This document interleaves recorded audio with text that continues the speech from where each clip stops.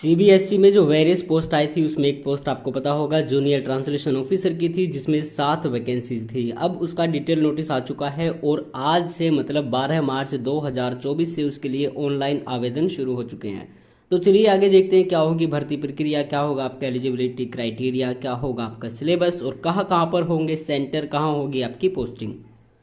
तो आगे चलते हैं। यहाँ पे जो इसका पोस्ट कोड है वो है 724 और ये ग्रुप बी की पोस्ट है, जूनियर ट्रांसलेशन ऑफिसर। पे स्केल आपका आता है पे लेवल 6 और यहाँ पे मैक्सिमम एज लिमिट जो है वो 30 है, प्लस में जो आपको रिलैक्सेशन मिलता है अपनी कैटेगरी के अनुसार वही मिलेगा आपको।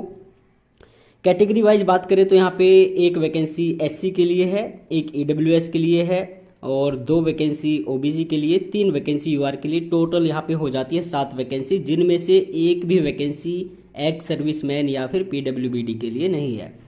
प्लेस ऑफ पोस्टिंग की बात करें तो इन्होंने लिखा है any of the board office. अब आप ये मत सोच लेना कि इसके ऑफिस दिल्ली में ही हैं, इसके ऑफिस ऑल इंडिया में है। ये वहम अपने दिमाग से निकाल देना कि अगर आपका सिलेक्शन होता है सीबीएसई में तो आपको 100% दिल्ली मिलेगा, आपको ऑल इंडिया कहीं पर भी जाना पड़ सकता है। आगे चलते हैं जी, अब देख लेते हैं। यहाँ पे लिखा है इसकी लास्ट डेट है 11/4/2024, तो 11 अप्रैल तक आप इसके लिए आवेदन कर सकते हो। और ओबीसी का जो कास्ट सर्टिफिकेट है वो आपका बना होना चाहिए 11/4/2024 को या फिर उससे पहले। तो एक क्रूशल डेट है आपकी क्वालिफिकेशन भी इसी तारीख तक कंप्लीट हो जानी चाहिए। आगे ईडब्ल्यूएस का थोड़ा सा इन्होंने अलग से बताया, इन्होंने कहा है कि 2022-23 का ही हो, केवल लिखा है यहाँ पे, ओनली लिखा है। तो अब 23-24 फाइनेंशियल ईयर चल रहा है, वो भी आपका ख़त्म होने वाला है, मार्च में ख़त्म ही हो जाएगा 31 मार्च को। उसके बावजूद भी ये मांग रहे हैं 22-23 वाला, तो वो समझ में नहीं आ रहा। तो उस टाइम का ही आपका बना होना चाहिए, आपको ध्यान में रखना है। आगे चलते हैं, आगे बताते हैं जूनियर ट्रांसलेशन ऑफिसर की जो एलिजिबिलिटी क्राइटेरिया है उसके बारे में। तो यहाँ पे लिखा है आपकी एसेंशियल क्वालिफिकेशन है master degree in Hindi with English as a compulsory elective और medium of examination at bachelor degree level, या फिर MA in English with Hindi same like that. और आगे फिर ऐसे ही अगर किसी और सब्जेक्ट में तो दोनों सब्जेक्ट आपके ग्रेजुएशन पे होने चाहिए, एक कंपलसरी या इलेक्टिव हो या फिर दूसरा मीडियम ऑफ एग्जामिनेशन हो या फिर सब्जेक्ट हो। आगे इसके साथ साथ आपके पास कहा इन्होंने diploma certificate course in translation होना चाहिए या फिर 2 साल का ट्रांसलेशन में एक्सपीरियंस। एज लिमिट की बात आपको बता दी हमने, 30 साल होगी। और आगे ये इन्होंने रिलैक्सेशन बताया हुआ है तो वही मिलता है जो आपको मिलता आया है। एग्जामिनेशन फ़ीस की बात करें तो 800 रुपये यहाँ पे एग्जामिनेशन फ़ीस है यूआर ओबीसी ईडब्ल्यूएस के लिए, और बाकी SC ST PWBD ex serviceman women regular CBSE employees के लिए कोई फीस नहीं होगी। मोड ऑफ पेमेंट भी आप इन्होंने बता दिया, ऑनलाइन ही होगा। स्क्राइब की फैसिलिटी भी है। और यहाँ पे स्कीम ऑफ एग्जामिनेशन देख लेते हैं तो ये आपका आता है जूनियर ट्रांसलेशन ऑफिसर का, तो आपको बता देते हैं इसमें क्या क्या होगा। तो ये यहाँ पे इन्होंने साफ साफ लिखा हुआ है 150 अंक के, मतलब 150 क्वेश्चन होंगे जो 300 अंक के होंगे। 2.5 घंटे का आपका पेपर होगा जिसमें 3 पार्ट होंगे। तो पहले पार्ट में आएगी आपकी GK, current affair, literature, awareness about school education, examination board and it's administration etcetera. तो सीबीएसई के बारे में भी आएगा, जीके भी आएगी।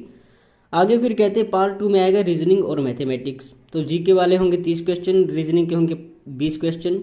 तो हर क्वेश्चन के लिए यहाँ पे आपको 2 अंक मिलेंगे, लेकिन अगर गलत आपने बताया तो उसका आधा अंक काट लिया जाएगा, तो वही आपकी 1/4 की नेगेटिव मार्किंग होती है। पार्ट 3 में भी इन्होंने बताया history of Hindi and English literature and its development, popular Hindi and English novel, play, story, ऐसे, critics and poetry, Hindi and English grammar and its usages.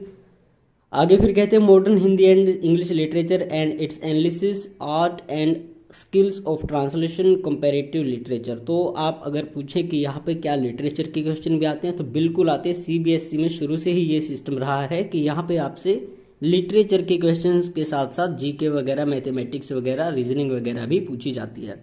तो करंट अफेयर वगैरह भी अपनी तैयार रखें।